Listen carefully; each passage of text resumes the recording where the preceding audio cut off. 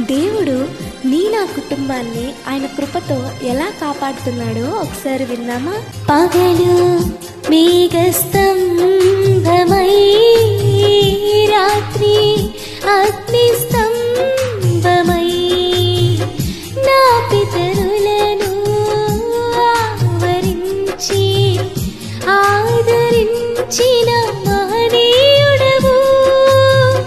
పగలు మేఘస్తంభమై,